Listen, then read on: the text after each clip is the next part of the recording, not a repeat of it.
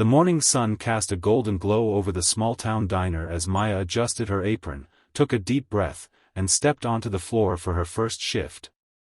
Her hands trembled slightly as she picked up her notepad, the clatter of plates and low hum of conversations filling the air. She had been out of work for months, healing, not just physically, but emotionally.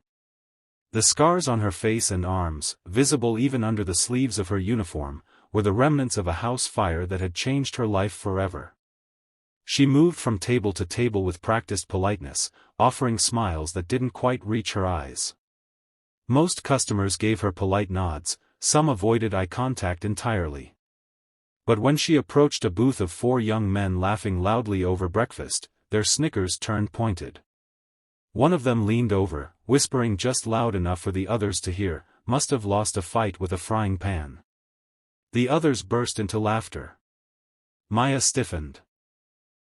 Her grip tightened on the coffee pot, but she said nothing. She had heard worse. Another chimed in, "Diner's got a Halloween special early this year." Her cheeks flushed, not from shame, but the familiar sting of injustice. Still, she smiled weakly and poured their coffee without a word, refusing to let them see her break. Behind her brave expression was a heart pounding with anxiety, a woman fighting to reclaim dignity in a world too quick to mock what it doesn't understand. The diner had settled into its late morning rhythm when the door creaked open, and an older man stepped inside. He walked slowly but with purpose, wearing a worn leather jacket and a faded military cap that read "Vietnam Veteran."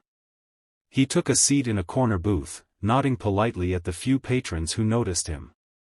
Maya, still reeling from earlier, grabbed her notepad and approached his table with her usual quiet grace. As she handed him the menu, the man's eyes caught something beneath the cuff of her sleeve. A faded tattoo on her wrist. His breath caught. It wasn't just a design, it was a symbol. A symbol he hadn't seen in decades. "Excuse me," he said softly, pointing to her wrist. "That tattoo, where did you get it?" Maya hesitated, unsure if she should explain. But something in his tone, curious, not judgmental, gave her pause. She pulled her sleeve up just enough to reveal the full ink, a sharp, detailed insignia of the 2nd Reconnaissance Battalion. "It was my dad's unit," she said quietly. "He served. I got it to remember him after he passed." The man's face went pale. "Your father? Marcus Gaines?" he asked, his voice barely above a whisper. Maya's eyes widened. "You knew him?" The man nodded slowly, emotion welling up in his eyes. "He saved my life in 1989. Took the blast that should have killed me. Your dad was a hero." In that instant, the diner felt still. A stranger had recognized her not by her scars, but by her legacy. Mr. Thompson sat in stunned silence, his hand resting gently on the edge of the table as memories long buried stirred within him. His gaze remained fixed on Maya, as if seeing a ghost of the past in her eyes. "Your father. Marcus Gaines," he repeated, more to himself than to her. "He was the bravest man I ever knew." Maya stood frozen, unsure of what to say. She had heard stories of her father's military service, but never from someone who had stood beside him. Mr. Thompson's voice cracked as he continued, "There was an ambush. 1989, we were trapped in the jungle. He dragged me out after I was hit. I never got to thank him. He didn't make it." Tears welled in Maya's eyes. Her father had died a hero, she always knew that. But hearing the story from someone who owed him their life brought a new depth to the grief and pride she carried. The scar on her cheek, once a source of shame, suddenly felt like a badge of resilience, a reminder of the courage in her bloodline. Without a word, Mr. Thompson slowly stood.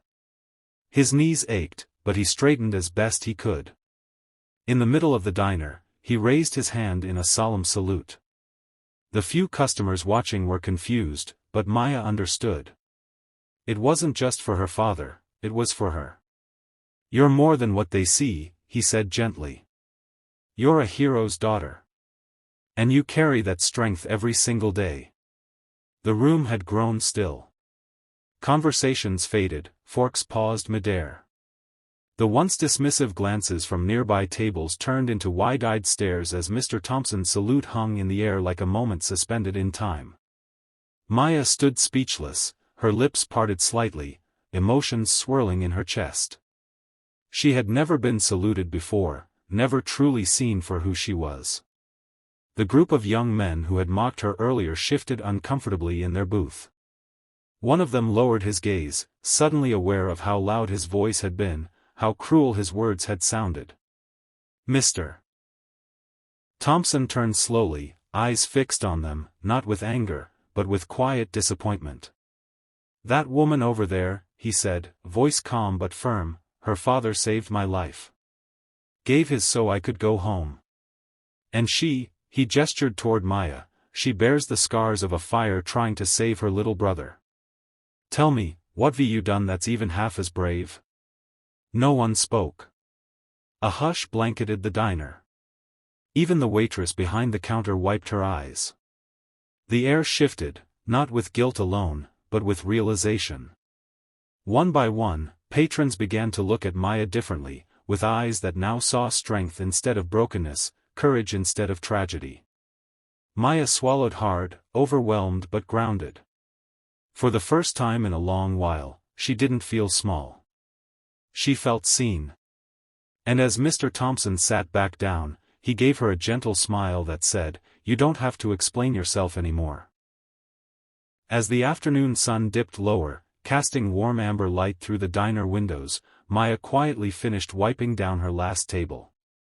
The laughter that once pierced her confidence had faded, replaced by gentle murmurs and soft smiles from the remaining patrons.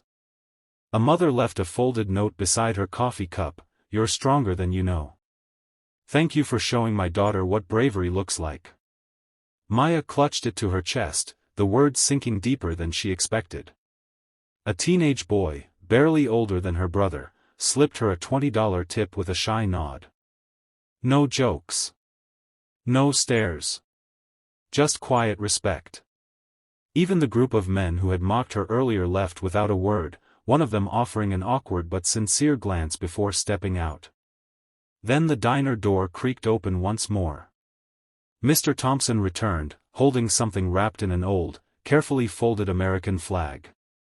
He walked up to Maya and placed it gently in her hands. Inside was a framed photo.